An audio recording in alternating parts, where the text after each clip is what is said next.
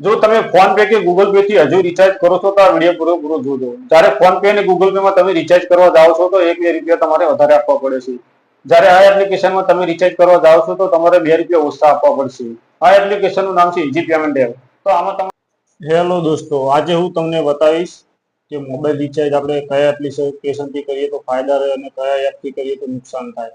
તો આપણે વિગતવાર ફોન પે ગૂગલ પે થી ચેક કરીને જોઈશું અને પછી જે હું એક એપ ગોતીને લાવ્યો છું એ પણ બતાવીશ એમાં કેટલા રૂપિયાનો ફાયદો થાય છે, કઈ રીતે થાય છે. જ્યારે ફોન પે અને ગૂગલ પેમાં આપણે રિચાર્જ કરીએ એટલે 1-2 રૂપિયાનું નુકસાન થાય છે. એટલે કે આપણે જે રિચાર્જ હોય એનાથી પણ વધારે 1-2 રૂપિયા આપવા પડે છે. તો આપણે પહેલા ચેક કરીશું, ગૂગલ પેમાં ચેક કરીએ. આ છે આપણું ગૂગલ પે. આને થોડું નાનું કરી દઈએ. પાસવર્ડ નાખવાનો હોય છે. ફિંગર પ્રિન્ટ કરી દીધી.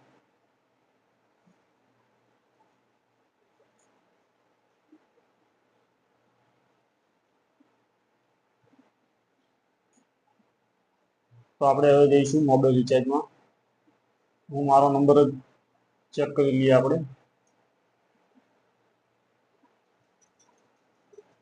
આપણે 398 પહેલું જ રિચાર્જ ચેક કરીએ. તો આમાં 398 હતા ને એની જગ્યાએ 1 રૂપિયો ને 90 પૈસા આલવાના થાય છે. જોઈ લો, 1 રૂપિયો ને 90 પૈસા. તમે જોઈ લીધું. આ હતું ગૂગલ પેનું રિચાર્જ કરવાનું ફાયદો કે નુકસાન. હવે આપણે ફોન પેમાં ચેક કરીશું. ફોન પેમાં આપણે રિચાર્જમાં જઈશું અને હું મારો નંબર નાખીશ. આપણે કોઈ રિચાર્જ જોઈએ ચેક કરીએ. 198 વાળું ચેક કરીએ તો આપણે કેટલા રૂપિયા વધારે આલવાના થાય છે. 28 દિવસનો પ્લાન છે અને 198 રિચાર્જ છે. પ્રોસેસ ઉપર જઈશું આપણે. 401 રૂપિયા. જો આમાં કોટકનું બતાવે છે 401 રૂપિયા આલવાના થાય છે. બેસ્ટ ઓફરમાં ઓફર તો છે નહીં હોય, અમુક વધારે લઈ જાય. 401 રૂપિયા એટલે આમાં પણ આપણે વધારે જ ભરવાના થાય છે. તો હવે હું દોસ્તો એવી એપ્લિકેશન બતાવીશ જે હું લાવ્યો છું ગોતીને. અને એ એપનું નામ છે ઇઝી પેમેન્ટ ઓફ. હું મારો ફિંગર પ્રિન્ટ નાખી દઈશ. તમારે કાલે ડિસ્પ્લે આવે એટલે સમજી લેવાનું કે હું પાસવર્ડ જ નાખું છું. તો આમાં બેલેન્સ જોવો તમે 35 પૈસા બતાવે છે. એટલે કે મેં કેટલી વખત રિચાર્જ કરેલા છે. પહેલાં તો હું મારું ટ્રાન્ઝેક્શન બતાવી દઉં તમને. આ છે મારું ટ્રાન્ઝેક્શન.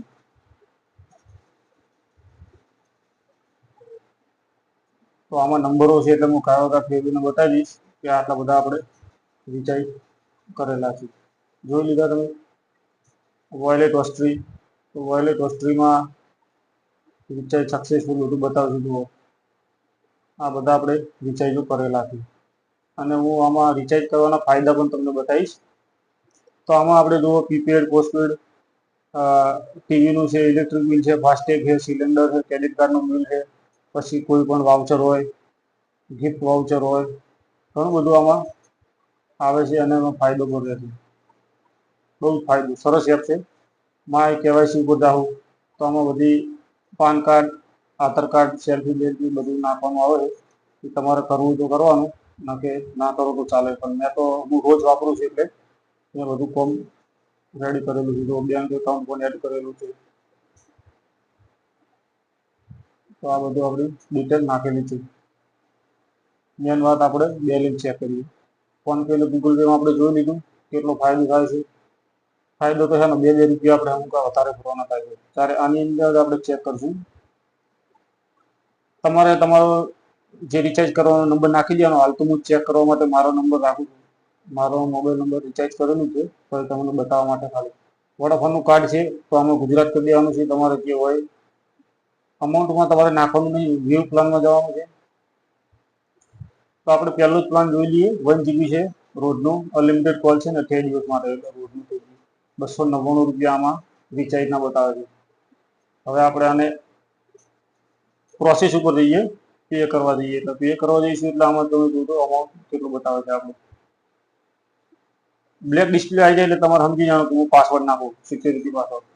મારો પાસવર્ડ સબમિટ થઈ ગયો. હવે 289 રૂપિયા તમે આ જોઈ લો. 289. 289 રૂપિયા આલવાના થાય એટલે 299 રિચાર્જ એટલે 10 રૂપિયાનો ફાયદો થાય. 8 કે 9 રૂપિયા સુધીનો છેલ્લો ફાયદો હોય છે. આપણે બીજું એક રિચાર્જ ચેક કરીએ. મારો હું નંબર નાખી દઉં. વોડાફોન ગુજરાત ઓટોમેટિક થઈ ગયું. ન્યૂ પ્લાનમાં જઈએ. આપણે કોઈ બીજો પ્લાન જોઈએ વધારે હોય, વધારે 2899 ચેક કરી લઈએ. 2899 પ્રોસેસ ઉપર જઈએ. પાસવર્ડ નાખવાનું આવી ગયું છે. બ્લેક ડિસ્પ્લે આવી ગયું છે તમારે. 2899 રૂપિયા હતા, એમાં ખાલી 2801 રૂપિયો ભરવાનો થાય છે. જોઈ લીધું છે. તો 70-80 રૂપિયાનો ફાયદો છે. આમ છે ને 70-80 રૂપિયાનો ફાયદો. 2899 રિચાર્જ છે, તારે 2801 રૂપિયો ભરવાનો થાય. 19 રૂપિયા થઈ ગયા. આપણે બેગ મારીએ એકદમ.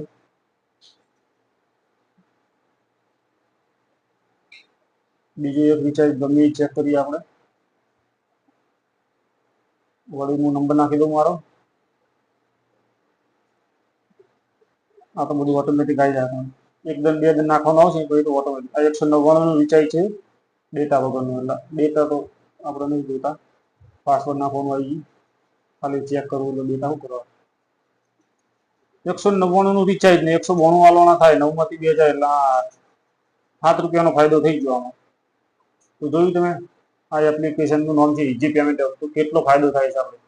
તો આ રીતે આમાં ફોન પે, ગૂગલ પે બધામાં 2-2 રૂપિયા વધારે લે છે. તારે આમાં 8-9 રૂપિયાનો ફાયદો થાય. તો મોટું રિચાર્જ હોય તો 70-80 રૂપિયાનો પણ ફાયદો થાય છે.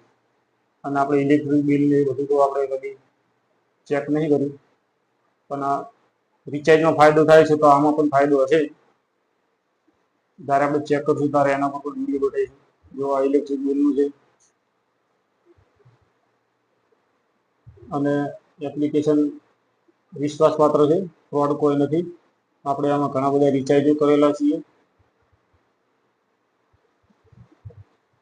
મારું એકાઉન્ટ પર લોગિન કરેલું છે. હિતેશભાઈ જીવનભાઈ પરમાર બતાવું છું તમારે.